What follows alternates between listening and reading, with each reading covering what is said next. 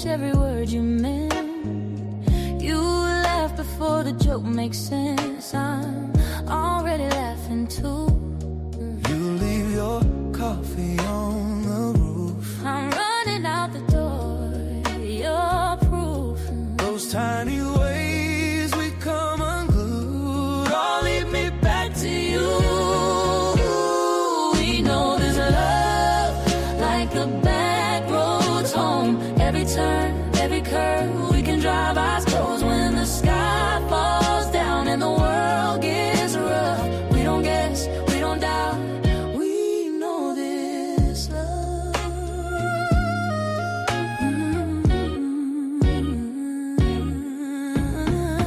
We fight about the little things. Which side the silverware should be.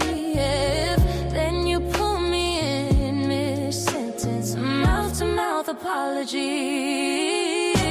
I'm scared of all the what ifs. You just circle every wheel. You say we've already made it. Look, we're standing still. We know this love like the back roads home. Every turn, every curve, we can drive eyes closed when the sky falls down and the world gets rough. We don't guess, we don't doubt. We know this love. Could be rain, could be fire, could be lost, could be light. Every version of forever, I still choose your side. Hands shaking, heart steady. We don't have to prove enough. Every breath just keeps on saying, we know this love. We know this love like the back roads home. Every scar, every story, yeah, they brought us close when the night runs long and the days feel tough. We don't guess, we don't doubt.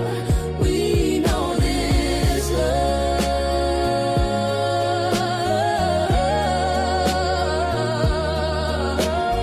We don't guess, we don't doubt. We know this love.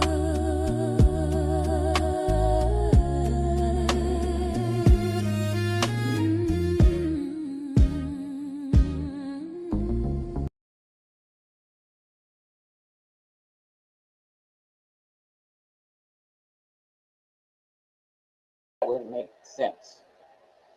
Welcome back to another Saturday evening of the Legacy Liftoff with me, Coach Salida.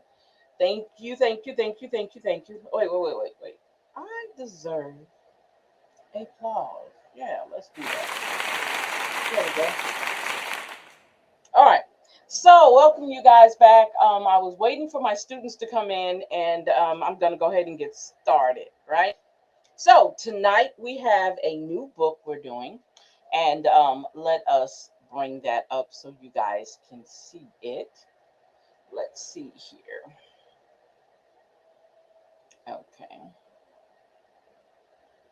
Okay, so this is our new book that we're going to be discussing. I love this. This is going to be the very last ebook we do for the year. That means when we finish with this workbook, we are done for the year. Okay, this is the last of the Mohegans. No, I'm just kidding. But this is the last book we're going to be doing, and it's called Unpacking Pain, a trauma-informed workbook for women of color. So this is going to be a little bit different than what we've been doing. So it's probably going to get kind of like, we got to get used to it. Because when I was writing, I was like, oh my God, they're going to be complaining that they're going to be complaining that it's too much and they can't do it, or it's confusing. I'm hoping it's not, but if it is, we could definitely break it down.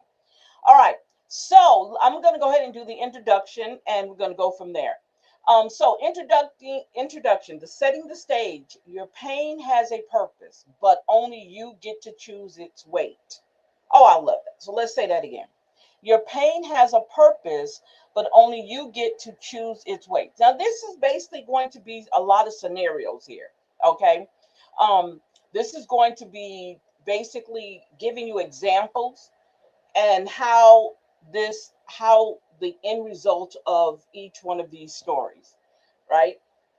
So the first story is called Aisha's laptop.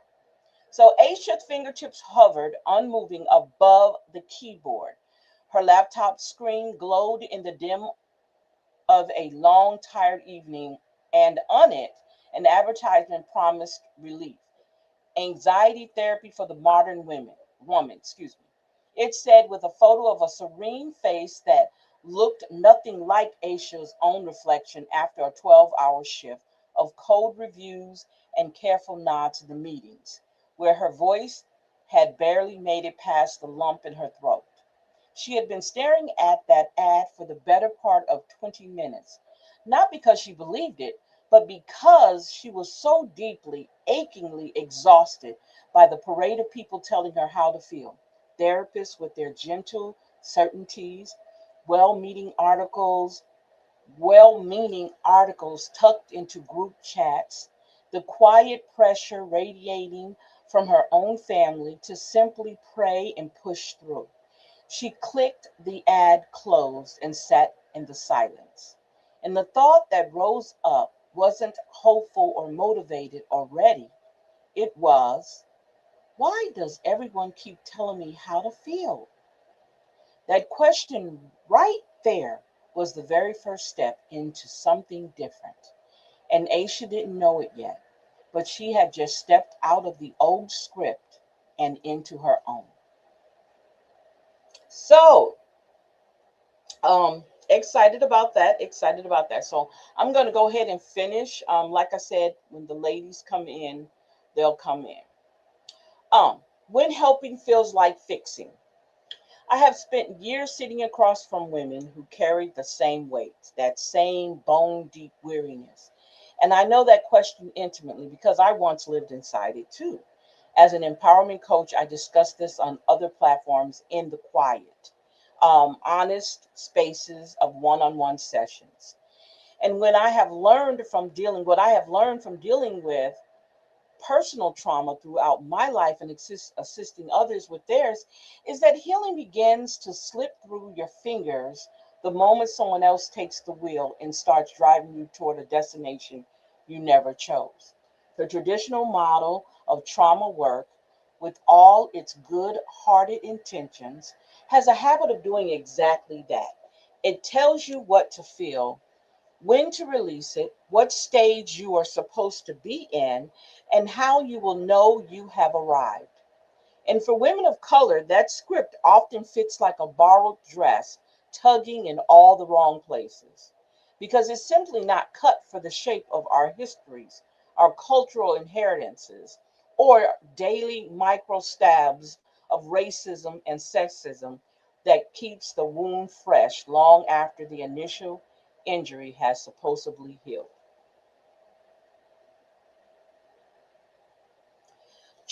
Choice as the antidote. What I discovered slowly and sometimes painfully was that the opposite of trauma is not calm, and it is not forced positivity or a perfectly articulated timeline of recovery. The opposite of trauma is choice. And that single word changed everything about the way I approach my own healing and the way I now walk alongside others in theirs.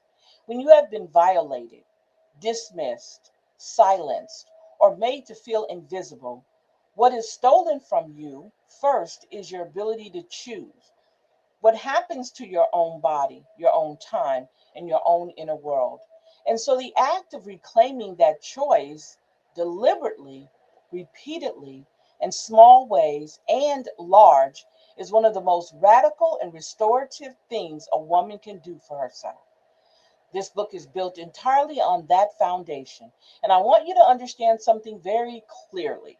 From the first page, you will not find a step by step program here that demands you start at point A and march grimly, toward point Z. Because that is the old model. And you see, and you and I are done with the old model. Instead, you will find questions and you will find an open hand extended toward you. And you will find the opportunity to choose what is important to you every single time you open these pages. the permission you may not have received. There is a particular kind of guilt that attaches itself to women of color when we when we even think about putting our own emotional work first. And before we go any further, I want to name it directly because it will try to whisper to you as you read. It will sound like obligation, like duty, like the voice of your grandmother or your community reminding you that other people have it worse, that healing is a luxury for those with time and money and leisure, that your role has always been to hold things together, not to fall apart and put yourself back together in a shape that suits only you. I am here to tell you that this guilt is a liar. And I'm here to tell you that making sure that healing and being able to continue enjoying life is the goal, is not selfish. It is survival, it is wisdom, and it's the only way you will ever have anything real left to give to the people you love without resentment hollowing you out from the inside. You have probably spent years, maybe decades, being the container for other people's pain, their expectations, their disappointments, and their unspoken needs. And the container is full now. And it's okay to set it down and ask yourself what you want to carry, what you are ready to release. This is so much into, definitely kicks into our Rooted and Rising conversations now that we have on our Substack podcast. This sounds exactly like it. It's weird that it does that. Well, why would it be weird when it's me? Okay. Oh boy. Oh, hi, Latasha. Hello, Latasha. Okay, got you. Got you. Got you. That's fine. That's all right. So I was just reading this for right now. And if you want to say something, you can comment. So, how this book works differently. What you hold in your hands is not just a book, it is a companion and a space of permission. And I have designed it so that you can move through it in whatever order makes sense to your own heart, not in the sequence that an outline or a table of contents might impose. The chapters ahead each take on a different landscape of this work. As later sessions will explore more deeply, you will learn to recognize the weight you carry. You will map out the territories of pain in your life. You will practice asking honest questions. You will navigate the inevitable setbacks that come with any real change. And you will begin to build an identity that is not defined solely by survival. But none of that requires you to start at the beginning and grind through to the end like a task to be completed and checked off. You can flip to the section that calls to you right now, today, in this moment. And that choice itself is already practiced, already part of the healing, already a small rebellion against every system that ever told you that your instincts could not be trusted. Well, we're going to do chapter by chapter, okay? Because we're doing it together.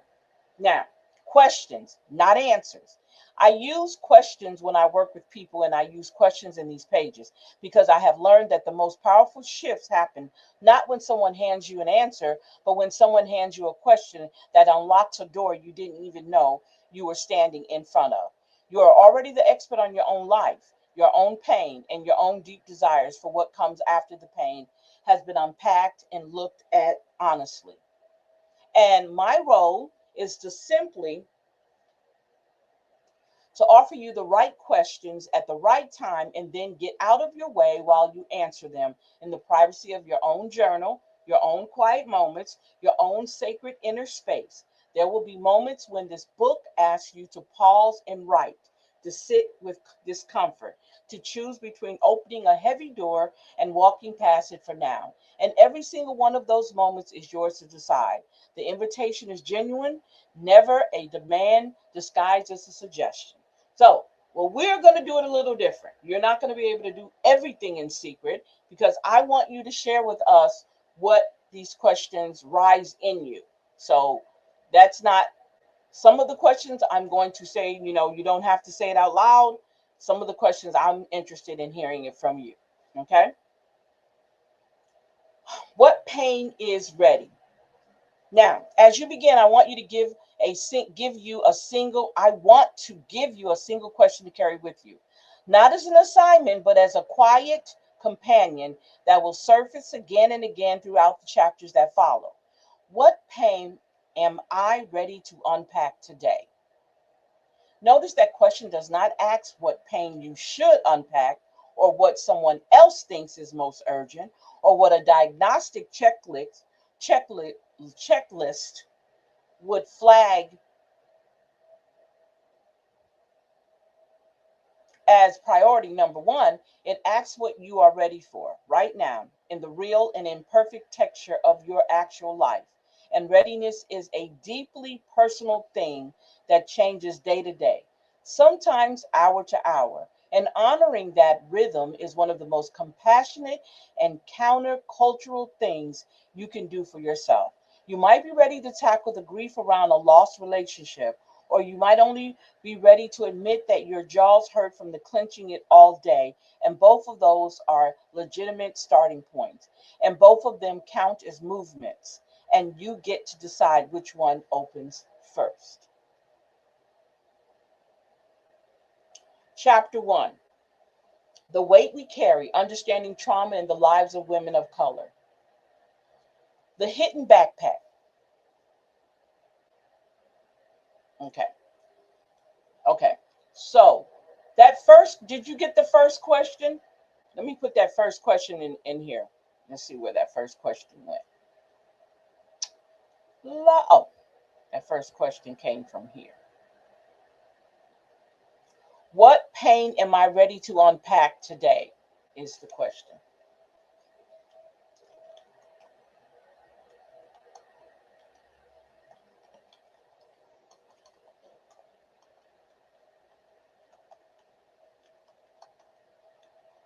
Okay. Now, you do not have to answer that right now, but it will be coming up. Okay, Latasha? You don't have to answer it right now. So, what pain is ready? As you begin, I want to give you a single. Oh, we already did that. I'm sorry. I'm getting it beside myself. Okay. The Hidden Backpack. Maya is a 28-year-old Black software engineer. She jogs awake at 3 a.m., her heart hammering against her ribs like a trapped bird. The nightmare was the same one she had had for weeks. Her boss standing over her desk, his voice dripping with condescension as he dismisses her code review with a wave of his hand and mutters something about her being aggressive when she had simply stated her opinion clearly. She lies there in the dark, her jaw already aching from the clench she cannot release, and she wonders why she cannot just let this go, the way her therapist suggested. It was just a comment, she tells herself, and yet her body is reacting as if something far more dangerous had happened. What Maya does not yet fully understand is that she is not just carrying the weight of that one moment. She is carrying the accumulated weight of the countless, counts, similar enslavement and systematic violence, and who pass down not just their resilience, but also their unprocessed terror through the ways they raised their children and the silences they kept. Some of those stones are generational. The messages our mothers and grandmothers whispered to us about how to stay safe in a world that saw our bodies and our voices as threats. The lessons about working twice as hard and speaking half as loud. The unspoken rule that our survival depended on making ourselves smaller and more palatable. And some of those stones are the daily micro traumas, the sideways glances in grocery stores, the colleagues who cannot seem to remember your name but remembers everyone else's, the doctor who dismisses your pain as exaggeration, the constant low hum of having to prove that you belong in spaces that were never designed for you. What makes this hidden backpack so exhausting is not just the weight of any single stone, but the fact that we're expected to carry it all without ever acknowledging how heavy it is. Women of color are taught from girlhood that our job is to be strong, to absorb the blows and keep moving. to pour out comfort and care for everyone around us while our own reserves run dry. We learn to smile through the microaggressions, to swallow our anger when we are interrupted or overlooked, to soothe the feelings of others, even when our own feelings are screaming for attention. And over time, this perpetual caretaking becomes so automatic that we stop noticing the weight at all. We just feel the exhaustion, the unexplained aches, the restless sleeps, the sense that something is deeply wrong, even when we cannot point to a single catastrophic event. Trauma, especially for women of color, does not always announce itself with a dramatic explosion. More often, it arrives in a slow accumulation, like sediment settling at the bottom of a river until the water that once flowed freely becomes thick and sluggish and choked.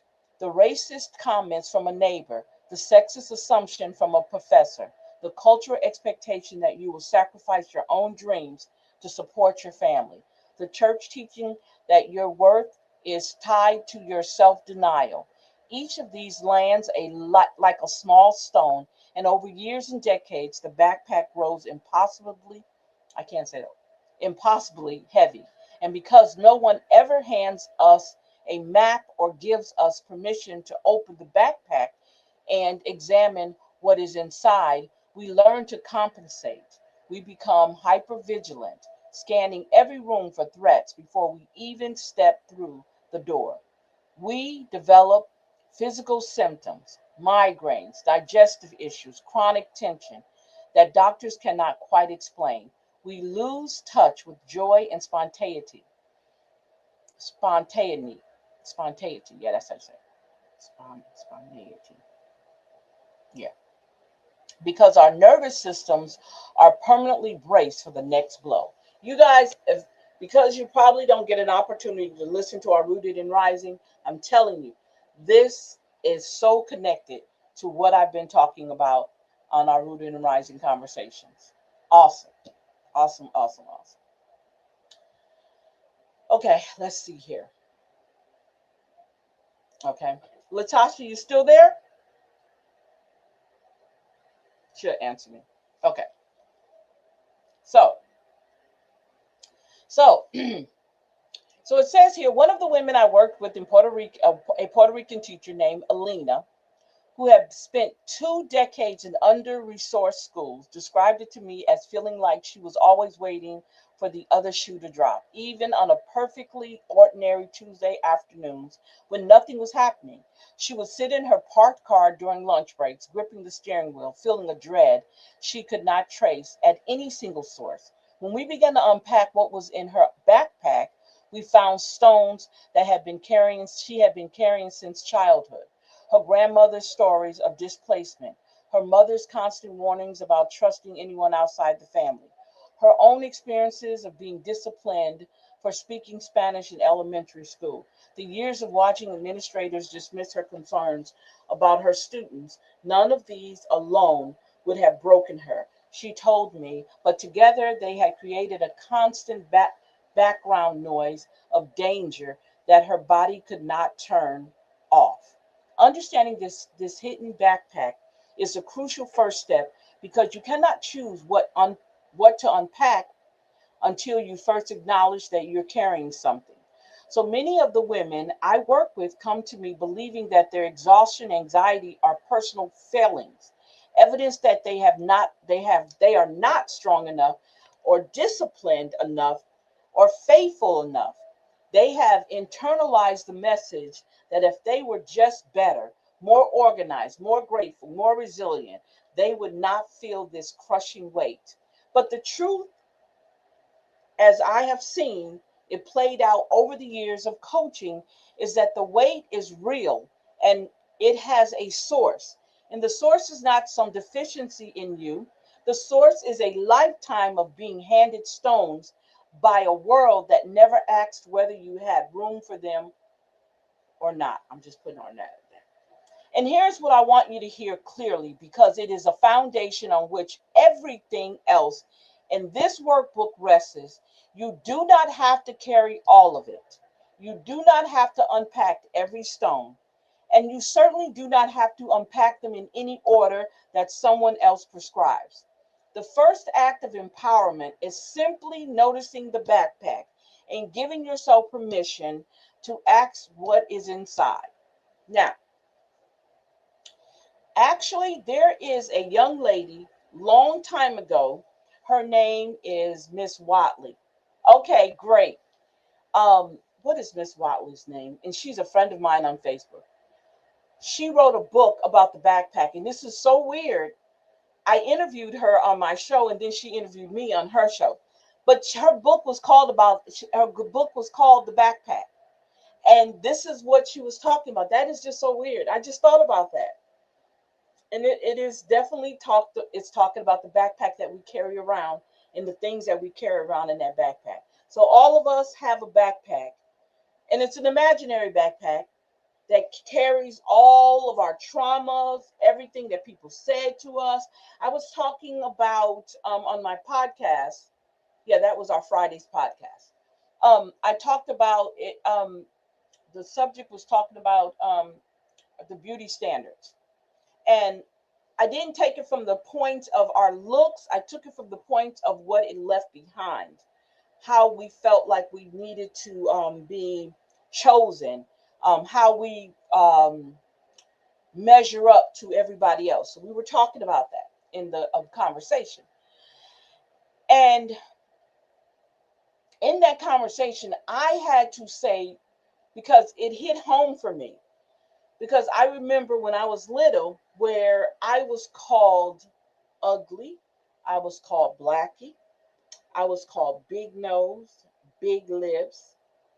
I was called all those things, right? And that carried with me, even as a grown woman. I felt that that's what even if people didn't see that, that's how I felt. Even when I was called myself dating, men would say certain things about me that, really hurt my feelings, but I tried to play it off. The only time that I really made a big deal about it is like when I'm by myself, because sometimes that's when you get a chance, because you don't always lashing out on everything. Sometimes that doesn't work.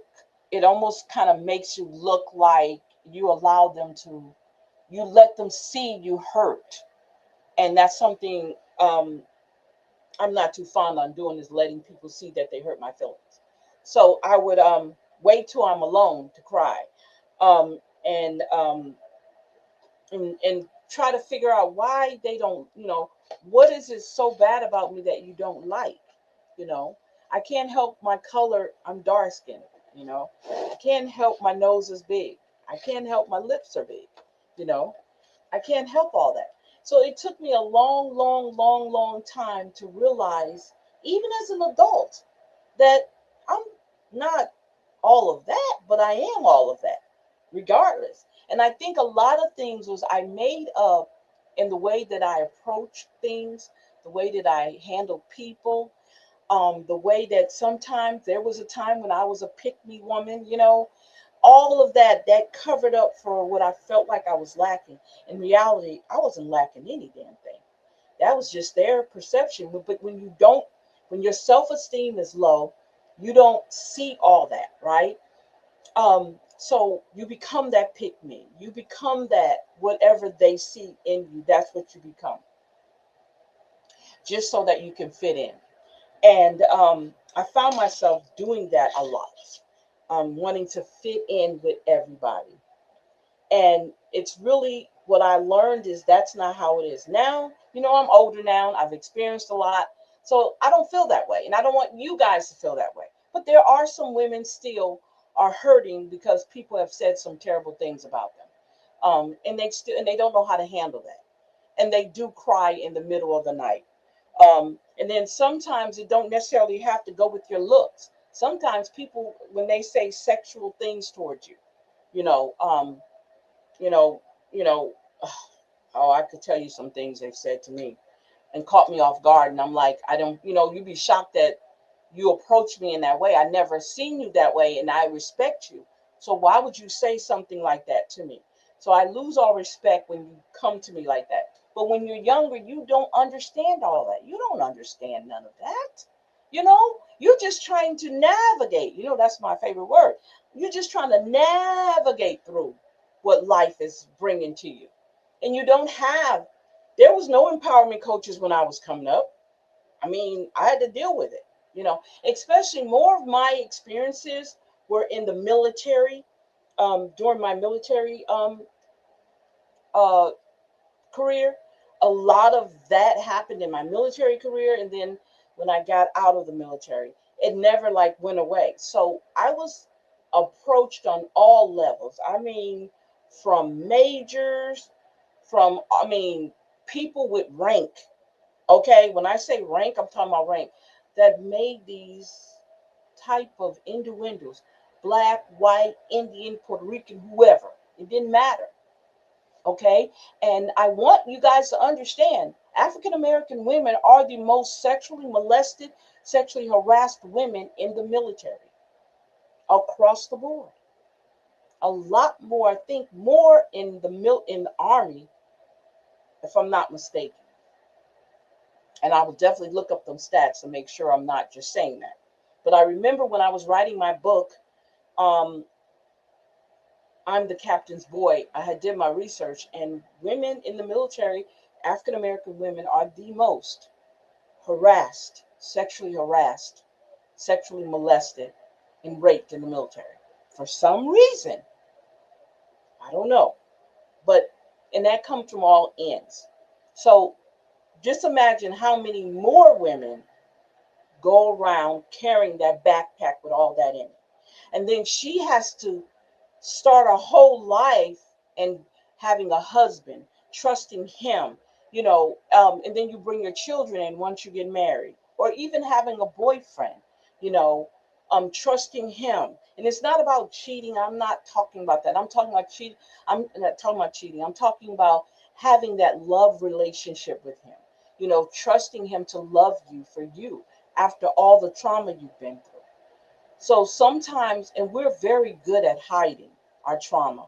We're very good at, because we've been taught, and as we were reading here, we've been taught to keep pushing. No matter what breakthrough, you got it. You're strong.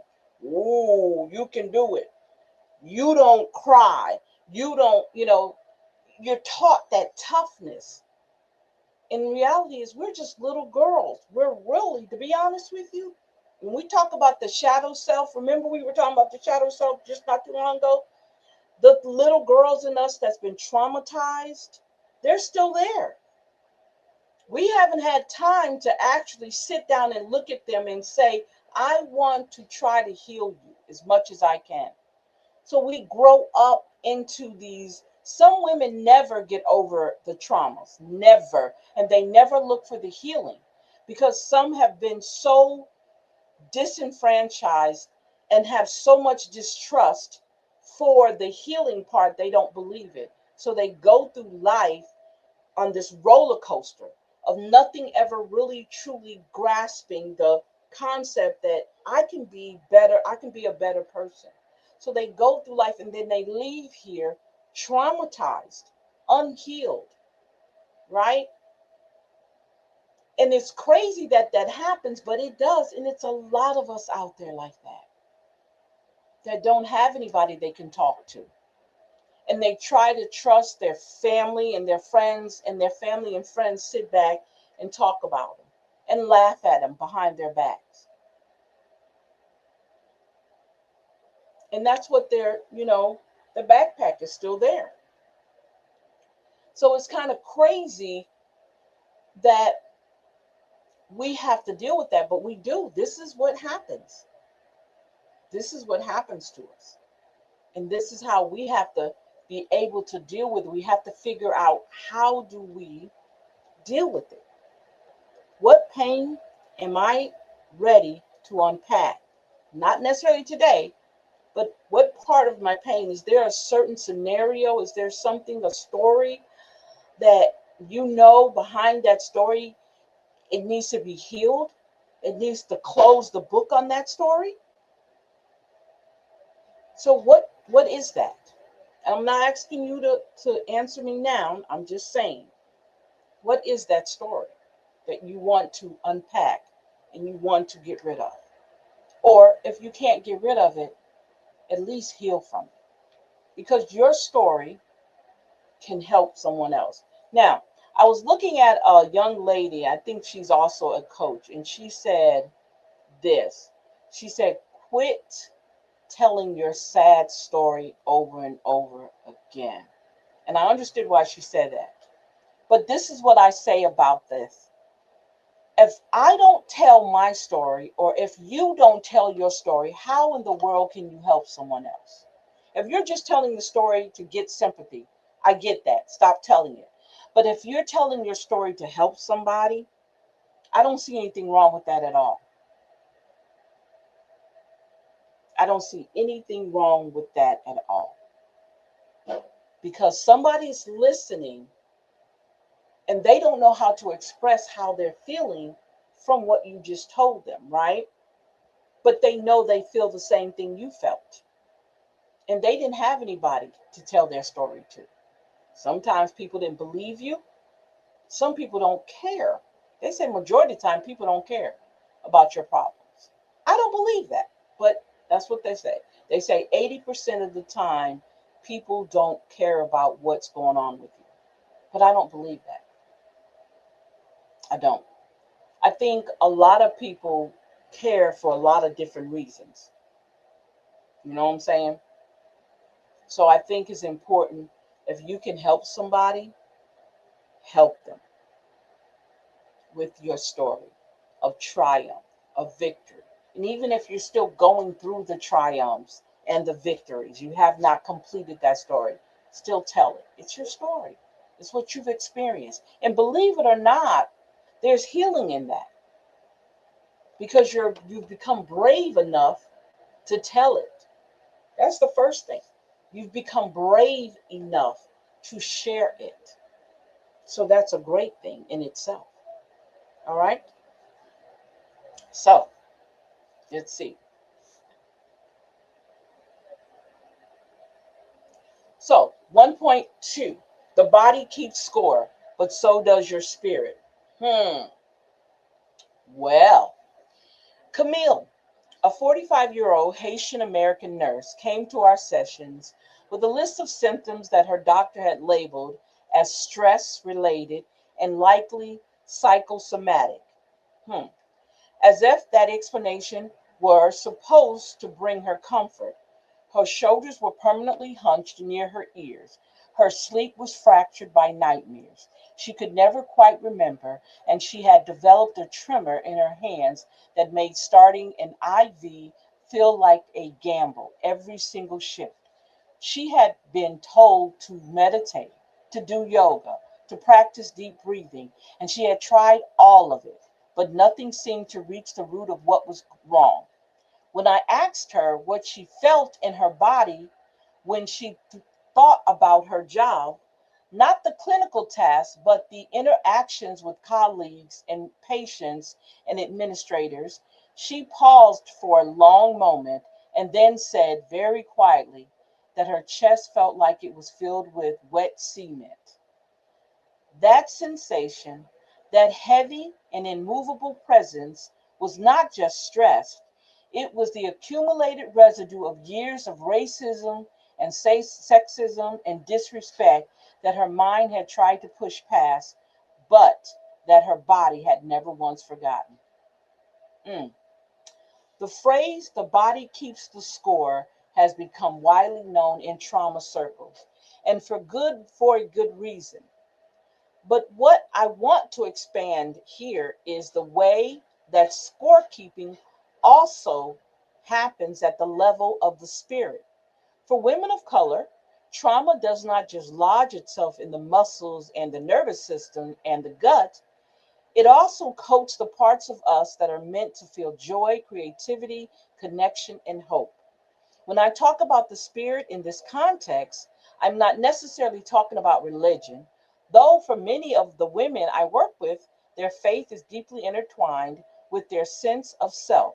I am talking about that inner place where your authentic voice lives, the part of you that knows what you truly want and need and love. The part of you that can imagine a future that is not just about survival.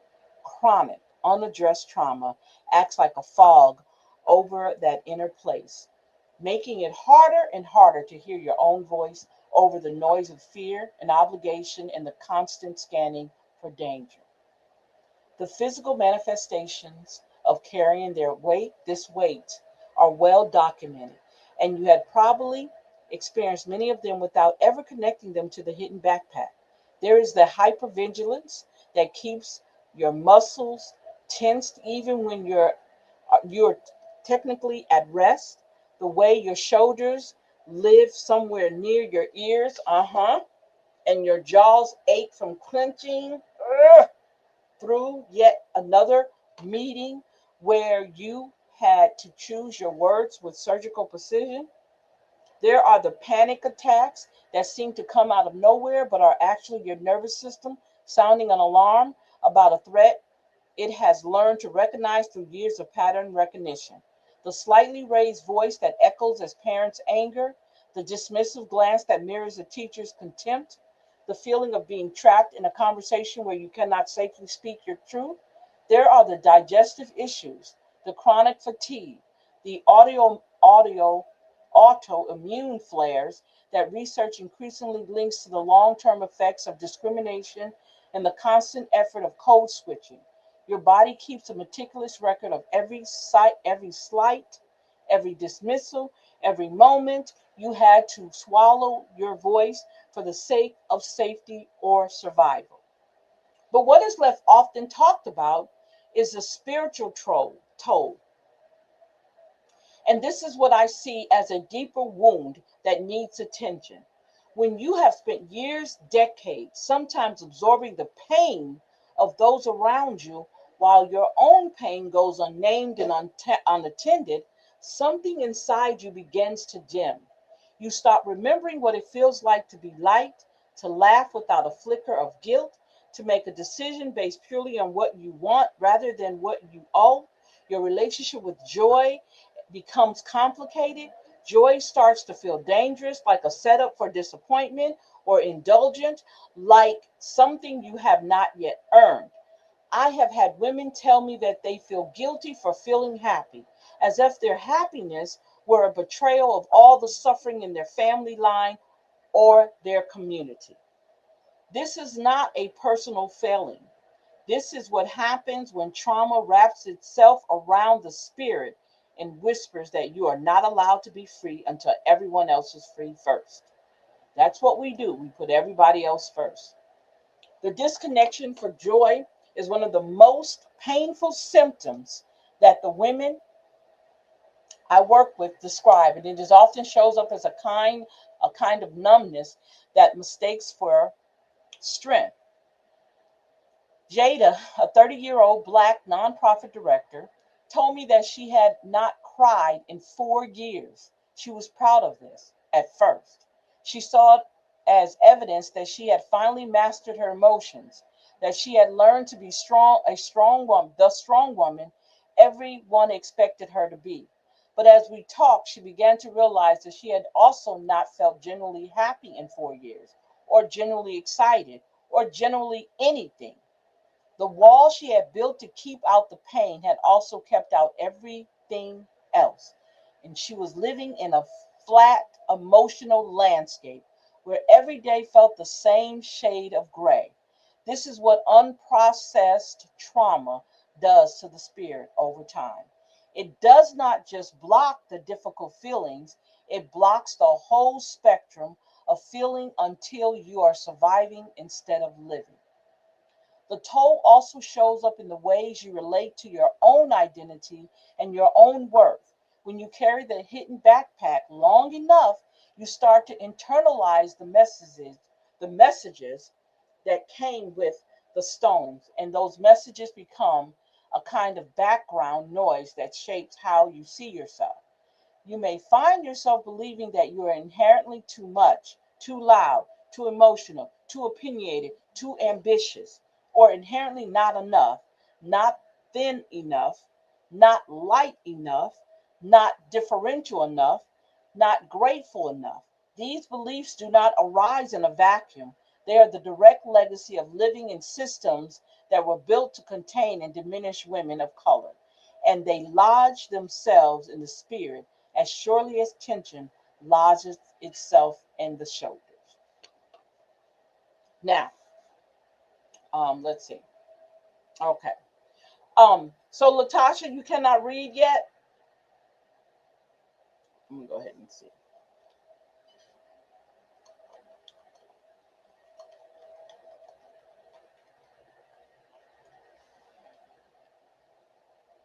Okay. Okay. So let's see here. Give me 1 second.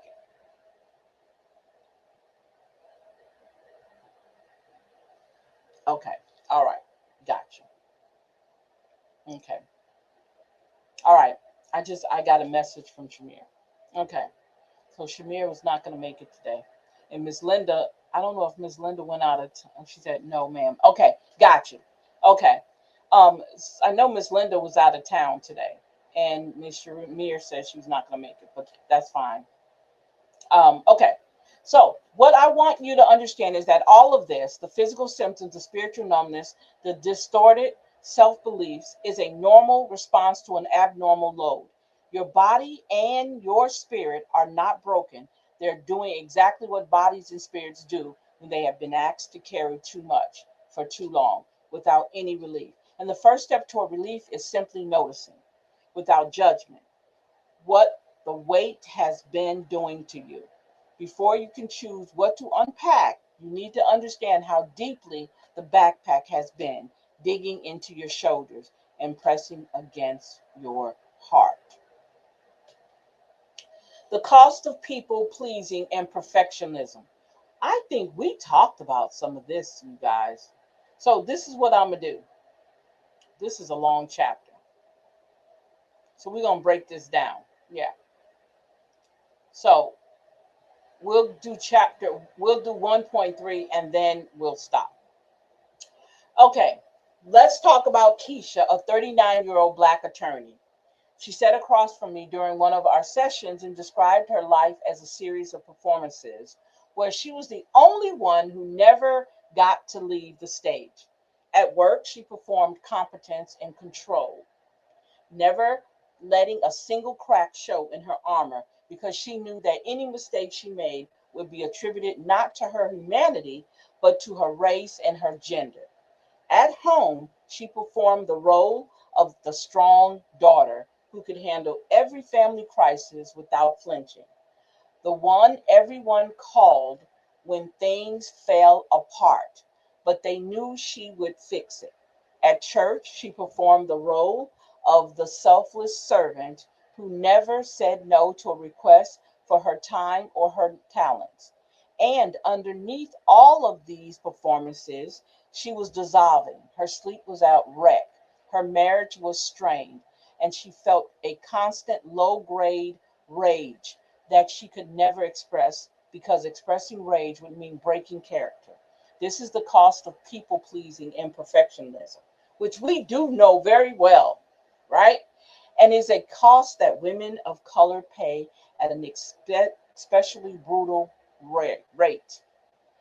The roots of people pleasing in the lives of women of color run deep and tangled, reaching back into histories where survival itself sometimes depended on the ability to appease those in power.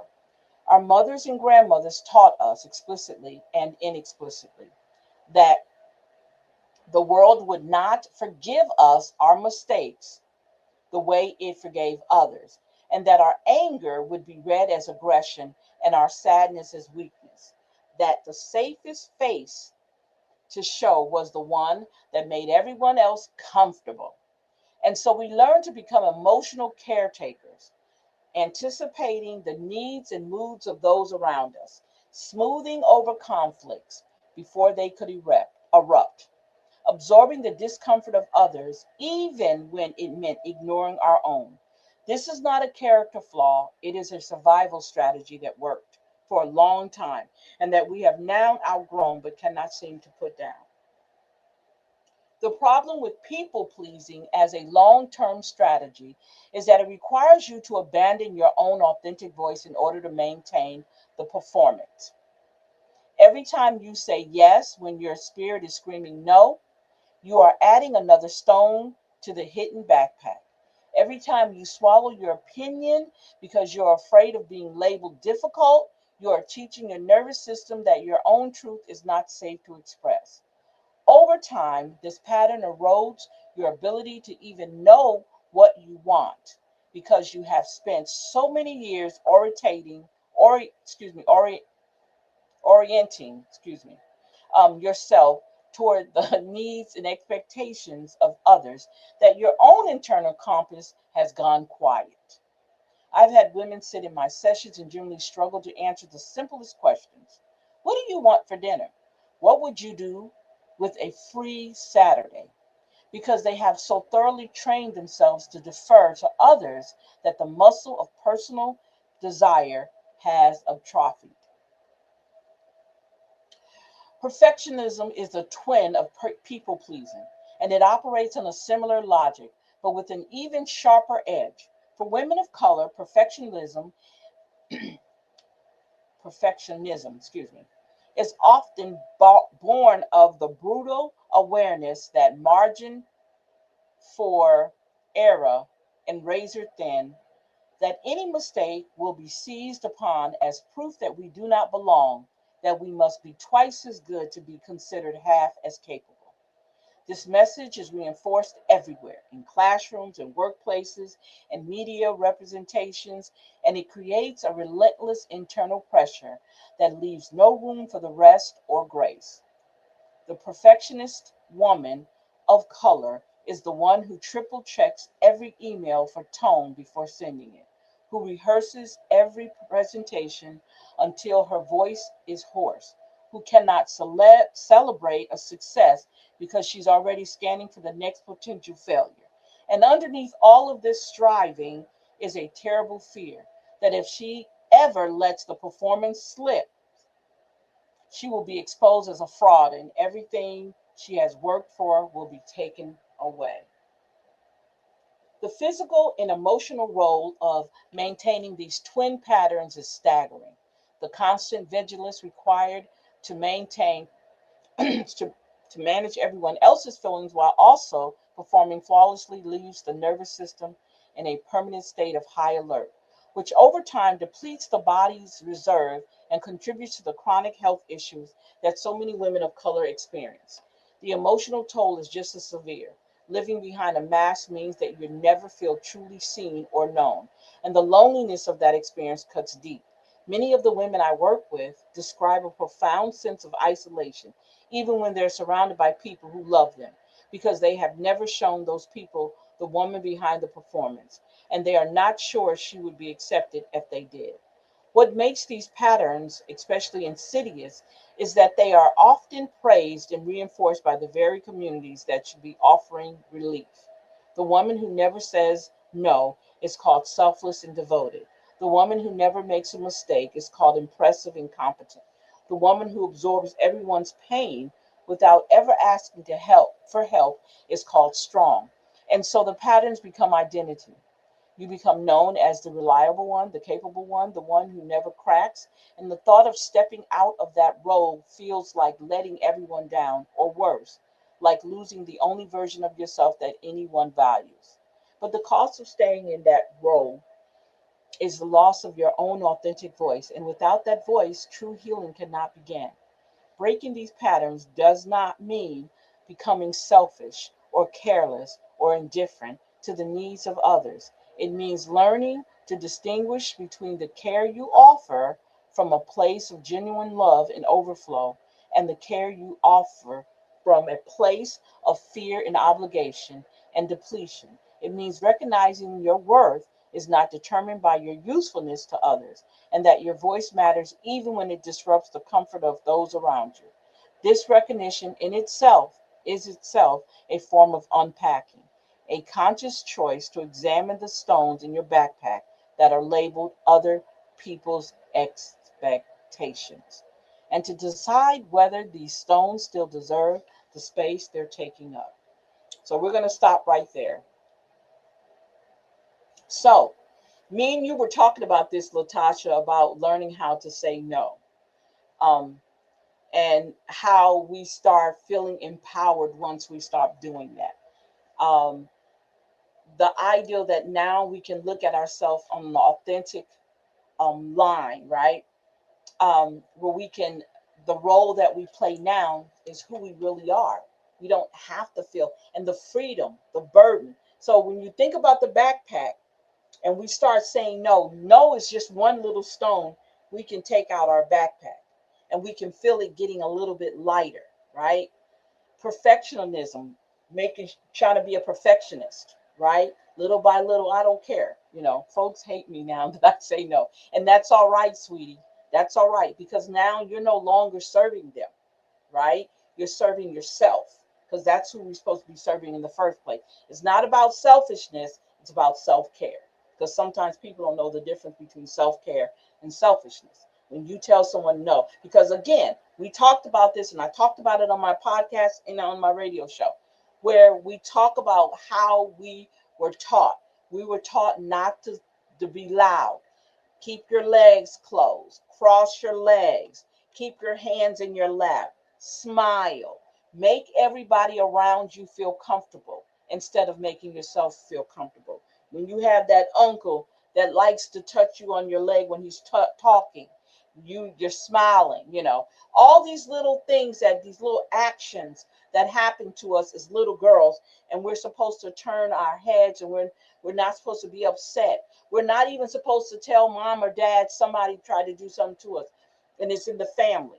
None of that was supposed to be seen. And you're supposed to be, you make it, you're pretty little girl, you smile, even though people are being very disrespectful to you. So you grow up into this woman that she becomes a pick me. Okay? She becomes that pick me person, that pick me lady. And she does all the people pleasing attributes. She has all of them, right? And so she goes through life with this. And she's so unhappy because most of the relationships she get in, they never last. People seem to use her more, right? People know how to turn her into a doormat. I wrote a book long time ago. How does your garden grow? And one of the characteristics of the gardener, because these were the gardeners, was the doormat. She's the one that everybody keeps coming to. They use all her tools, take her seeds, and lie and tell them that they're going to give them back, but they never give them back. So she finds herself constantly buying more tools, buying more seeds, more fertilizer, because people keep taking it from her or say they're going to pay her back or buy them for her. No, they don't do any of that. And she keeps doing it. That's the doormat mentality, right? The doormat gardener. Everybody walks over her. That's what people pleasing is. Okay, that's just another way of saying people pleasing. So saying that is where we're at sometimes, and we don't even realize that we're that way. But we are. Yeah, yeah, yeah. So it's all right. It is all right if they no longer want to be part of you. That's just one less person you have to deal with. Or if it's a group of them, a group of people that you no longer have to deal with. That no, no, and they get upset. Oh, they get upset when you say no. Can you go? Nope, nope. But you're not doing. That's all right. I don't care if I'm not doing anything. I'm not doing it. No. And you have to stick to it. Because sometimes you feel bad. You do, because you got to remember this is your first time actually stop. You're in, and I say that, I say the recovering people pleasing phase. So you're still in the process of, you know what, I don't have to do this. And yeah, I'm gonna feel a little guilty. Yeah, I'm gonna feel a little guilty, but you know what? That's all right, because the more and more I do it, the more and more I'm going to feel better.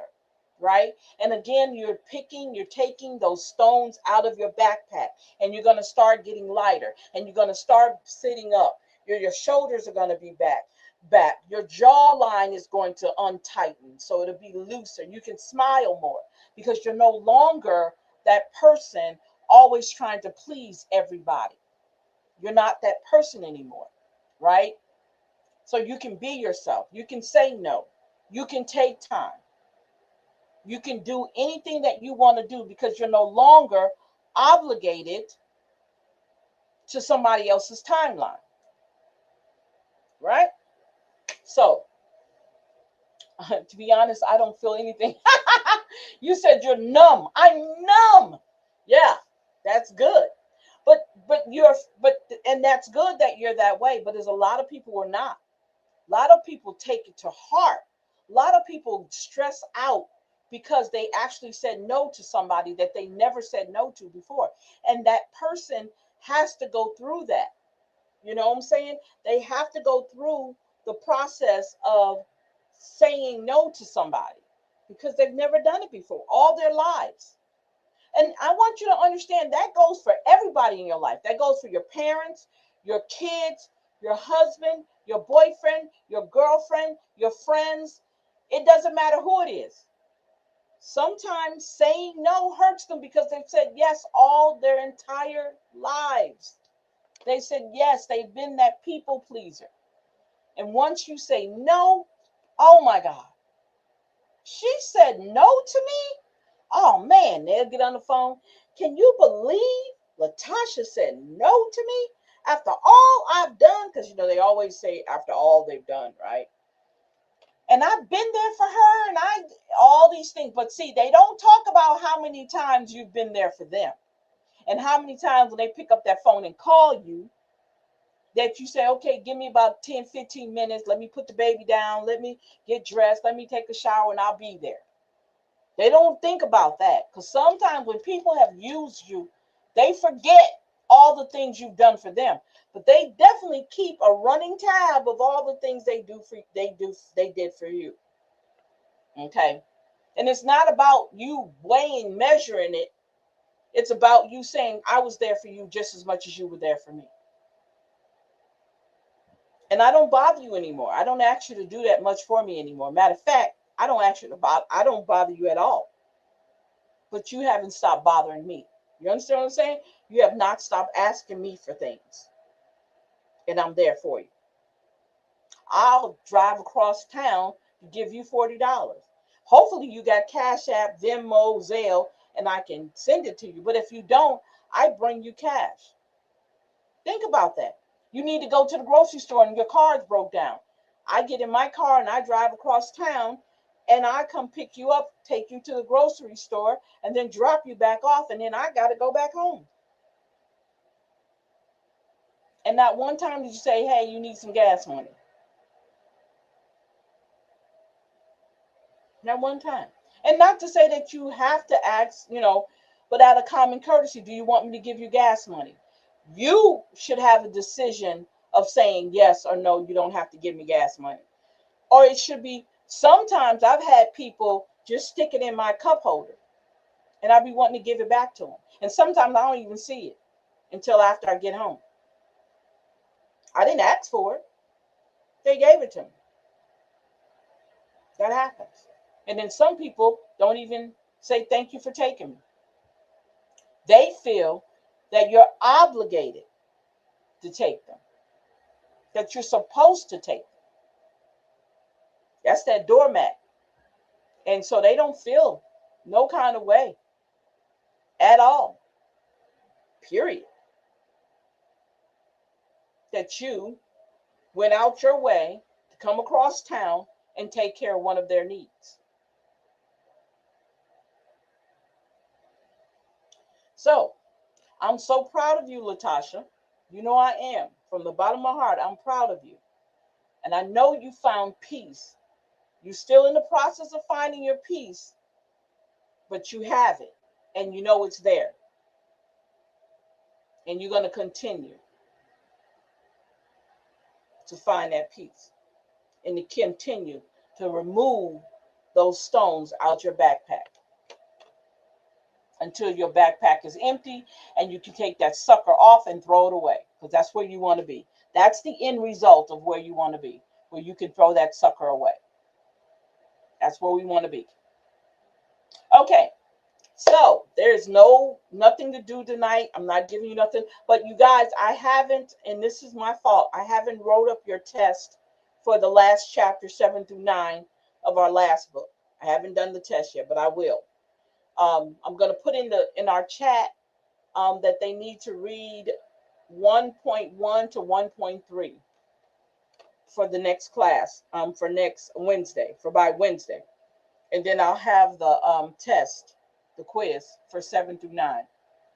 Okay, great. Awesome. Awesome, awesome, awesome. So I'm going to go ahead and let you go. Wow, we did good. We did good tonight. And make sure if you see any questions in the book, because the way the book is, the questions are within the paragraphs. So there's not a whole list of questions. As you read, that's where the questions are. Okay. So definitely yeah. So on Wednesday we'll have by Wednesday you guys should have the quiz. And don't forget, if you're available for first Monday renewal ritual, I'll definitely have that ready for you guys too. Okay. Um so definitely, oh yeah, I got to get that ready. Okay. It's so much been going on this weekend. Oh my God. It's been so much going on that I'm so out of sync. Today was the day I had to hang curtains in our bedroom and did something else, but I was so exhausted. I literally stayed in bed till it was almost time for the show because I was so tired. I didn't realize how tired I was. So I jumped. I said, "Let me get up. I got to take a shower and get myself together because I got a class to do." Um, but yeah, so definitely we're gonna Wednesday night I'll have the quiz and then we can go from there. So if I have any yes, definitely. I know you will. I know you will. Great, great, awesome. So I'll get you guys the quiz for 7 through 9, and we'll talk about it on Wednesday. And then because you already read, so you don't really, if you want to go ahead and read, you already said you are. But 1 through 3 we've already finished. 1 through 3, 1.1 to 1.3 has already been done. Me and you have done it, so they got to do it. Okay. So I'm gonna go ahead and let you go. Thank you, Latasha, for hanging out. Have a great evening. Have a great Sunday. Rest as much as you can, ma'am. Okay. And do not be so stressed out. Okay. Everything's gonna work itself out. You know that already, right? Yep, you know that. All right, Miss Latasha. Bye bye, sweetie. So let's do this. Yes, yes. I keep telling myself that, but I gotta do that.